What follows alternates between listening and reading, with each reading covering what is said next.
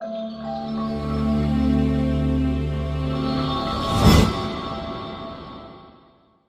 वालेकुम स्टूडेंट्स।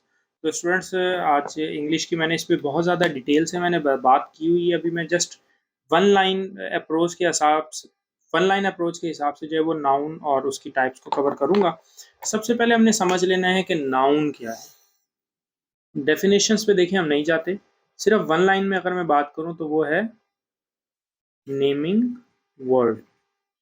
जिस चीज़ का भी दुनिया में नाम है वो सारी क्या है हमारे पास नाउन। अगर हम बात करते हैं टाइप्स की, टाइप्स में दो पहले साथ साथ लेके चलूंगा। एक है कॉमन नाउन, दूसरी है प्रॉपर नाउन। इस कॉमन और प्रॉपर में फर्क ये है कि अगर मैं यहाँ पर कोई जेंडर लिख देता हूँ, मिसाल दे रहा हूँ, मैं कहता हूँ मैन, तो ये हमारा कॉमन नाउन है। मतलब हम जो कलेक्टिवली सबके लिए जो है वो नाम इस्तेमाल कर सके। कॉमन के साथ आगे एक और जो टाइप में पढ़ाऊंगा वो भी आप लोगों को उसके साथ मैच करनी पड़ेगी। लेकिन अगर प्रॉपर की बात करूं, जैसे मैं देखिए अपना नाम ही लिखता हूँ शाहजेब, तो देखिए मेरे लिए जो है वो हमेशा शाहजेब नाम ही इस्तेमाल होगा, कोई और नाम नहीं इस्तेमाल हो सकता। तो ये मेरा हो गया प्रॉपर नाउन। प्रॉपर किसी भी चीज़ को हम खास करने के लिए, और कॉमन कहते हैं आम को।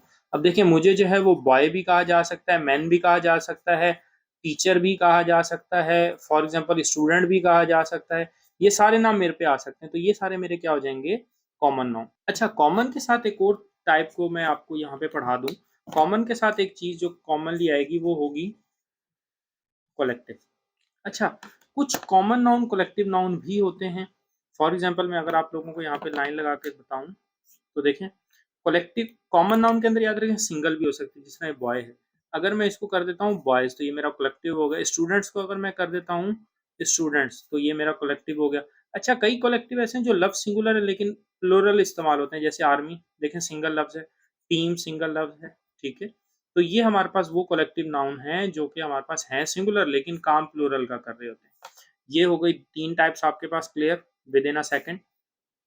उसके बाद हम दो, जो कि जिस तरह मैंने पहले इन दोनों का रिलेशन, इसी तरह दो और हैं, एब्स्ट्रैक्ट और दूसरी कंक्रीट।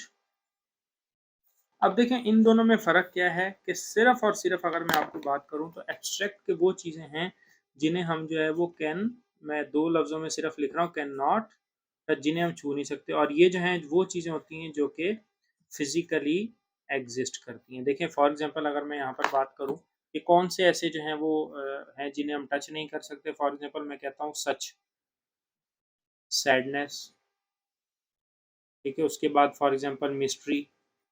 ये सारे मेरे आगे एब्स्ट्रैक्ट के अंदर। अगर मैं कंक्रीट की बात करता हूँ तो यूनिवर्स, उसके बाद स्टार्स, जेम्स बॉन्ड, ये सारे मेरे पास आगे कंक्रीट नाउन, ठीक है। अच्छा, दो फिर एक दो और आ रहे हैं जो कि आपको नाम से ही अंदाजा हो जाएगा, काउंटेबल और दूसरा है अनकाउंटेबल नाउन। अच्छा, काउंटेबल का क्या मतलब है, जिन्हें हम क्या कर सकें, गिन सकें। और ये क्या होते हैं, लिमिटलेस, ठीक है, या जिसे हम क्या कहते हैं, अनलिमिटेड। ये दोनों लफ्ज इस्तेमाल होते हैं। तो हमारे पास कई एग्जांपल्स हैं। मिसाल दे रहा हूँ कि एक क्लास के अंदर स्टूडेंट्स काउंटेबल हैं, हमारे सर के जो बाल हैं वो अनकाउंटेबल नाउन। अच्छा, उसके बाद थोड़ा सा एक अलग से एक टाइप आती है जिसको थोड़ा सा आप लोगों ने, स्टूडेंट्स ने समझ लेना है लाजमी। वो है compound noun. Compound noun, compound noun की पहले डेफिनेशन देख लें कि जो दो से ज्यादा मतलब कम से कम दो या दो से ज्यादा लफ्जों से बना हो। उसमें वो क्या हो सकते हैं, for example noun plus noun भी हो सकता है, नाउन प्लस एडजेक्टिव भी हो सकता है, नाउन प्लस वर्ब भी हो सकता है। तो अब वो फॉर एग्जांपल कैसे देखें, पहली कैटेगरी है जिसे जो है वो मैं नाम आपको अगर वन लाइन में कहें तो मैं आपको नाम अगर उसका लिख के दूं तो उसे हम कहते हैं ओपन, या फिर और स्पेस हमारे पास कंपाउंड नाउन, ठीक है। इसके अंदर हमारे पास क्या होता है कि इसके अंदर हमारे पास दो वर्ड्स के दरमियान स्पेस होता है। फॉर एग्जांपल जिस तरह देखें, मैंने लिखा बस स्टॉप, तो ये इसकी एग्जांपल आ गई।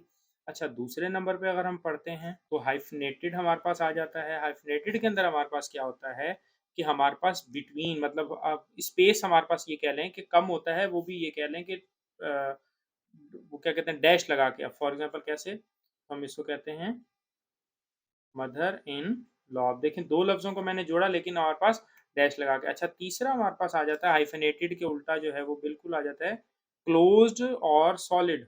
Compound noun.